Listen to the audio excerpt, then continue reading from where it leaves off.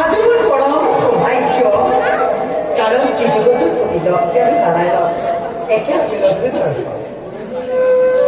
হে বিশ্ব ব্রহ্মাণ্ড হে পরম করুণাময় জগৎ জননী উভয় শরণ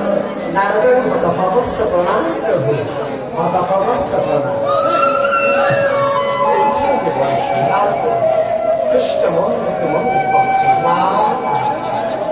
উচিত সময়তে তুমি হৈছ কোৱাচোন বৈকুণ্ঠ আগমনৰ তোমাৰ মহান দৃশ্য কি? স্বয়ং কি জগতৰ প্ৰতি জনাকৰণটো আজি হৈ ক'ব লাগে এই বৈকুণ্ঠলৈ অহাৰ উদ্দেশ্য অতিকে মহান আপোনালোক দুই লাগিব পূৰ্ণ হ'ল নাৰদৰ সেই কবিতা কিন্তু রোনা কেউ করেছিল ব্যর্থ করে তুমি তোমার মনে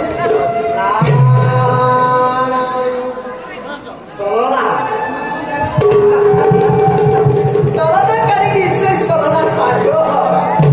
এই কথালৈ আগে জানিব লাগিব কিন্তু কি দয়াময়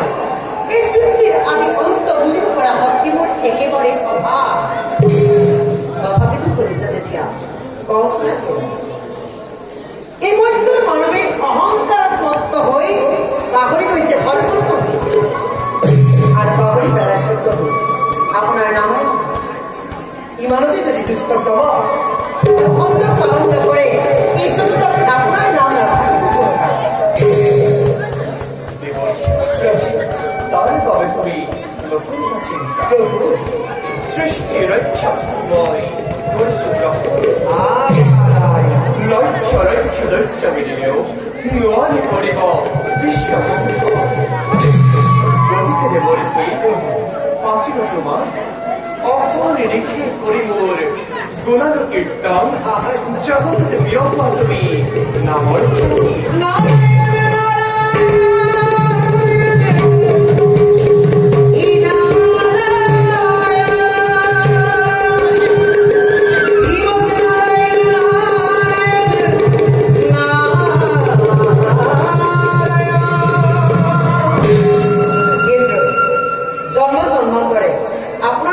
কৈ যাব এই নাম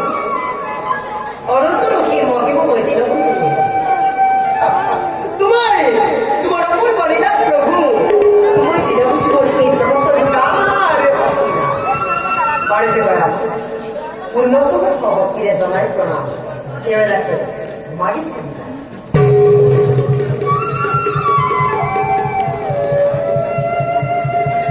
संतकर